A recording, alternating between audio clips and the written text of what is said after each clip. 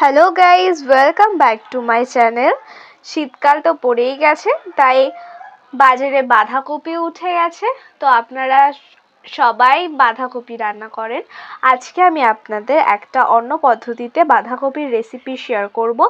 তো তার জন্য আমরা প্রথমে বাঁধাকপিটাকে কেটে ভালো করে ভাপিয়ে সেদ্ধ করে নিয়েছি। আর বাঁধাকপির মধ্যে দেওয়ার জন্য আমরা এখানে নিয়ে নিয়েছি মটরশুঁটি আর চিংড়ি মাছ। চিংড়ি মাছটাকে আমরা ভালো করে খোসা ছাড়িয়ে ভালো করে ধুয়ে নিয়েছি। আর ওর মধ্যেই আমরা দেওয়ার জন্য নিয়ে নিয়েছি আলু, আদা, কাঁচা লঙ্কা, টমেটো আর সানরাইজের জিরা পাউডার। এরপর মিক্সারের মধ্যে আমরা আদা, কাঁচা লঙ্কা, টমেটো আর জিরা পাউডার দিয়ে পেস্ট করে নিয়ে আসবো। এরপর কড়াইতে তেল দিয়ে ওর মধ্যে আলুগুলোকে আমরা লাল লাল করে ভেজে নেব। আর আলুর মধ্যে আমরা দিয়ে দেব পরিমাণ মতন হলুদ আর দিয়ে দেব স্বাদ মতো লবণ। আলুটা আমাদের লাল লাল করে ভাজা হয়ে গেছে। এরপর এর মধ্যে আমরা চিংড়ি মাছ আর মটরশুঁটিটাকেও একটু লাল লাল করে ভেজে নেব।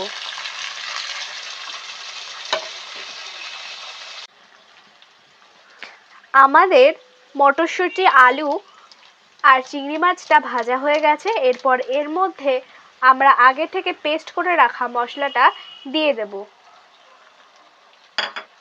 আর দিয়ে দেব কাশ্মীরি লঙ্কার গুঁড়ো।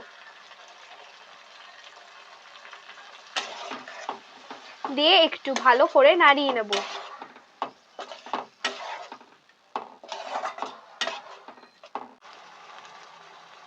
ততক্ষণ আমরা নাড়িয়ে নেব যতক্ষণ না টমেটো, আদা আর লঙ্কার কাঁচা গন্ধটা চলে যাচ্ছে।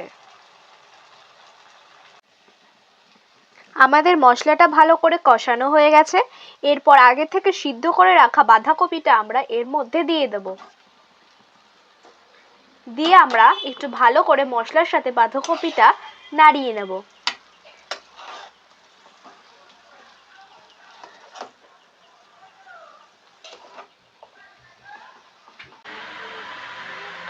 আমাদের বাঁধাকপিটা প্রায় হয়ে এসেছে। এর মধ্যে আমরা দিয়ে দেব স্বাদ মতো চিনি, দিয়ে দেব স্বাদ মতো লবণ আর দিয়ে দেব পরিমাণ মতন হলুদ।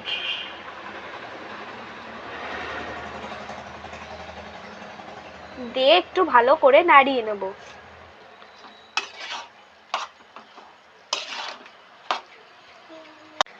আমাদের বাঁধাকপিটা হয়ে গেছে। এটা নামানোর আগে আমরা দিয়ে দেব সানরাইজের শাহি গরম মশলা আর দিয়ে দেব একটু ঘি।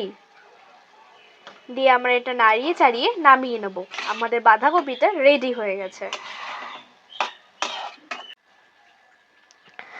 আমাদের বাঁধাকপিটা তৈরি হয়ে গেছে। এটাকে আমরা নামিয়ে নিয়েছি। আপনারাও এরকমভাবে রান্না করবেন আর আমাকে অবশ্যই কমেন্টে জানাবেন কেমন হয়েছে। এটা কিন্তু খেতে দুর্দান্ত হয়।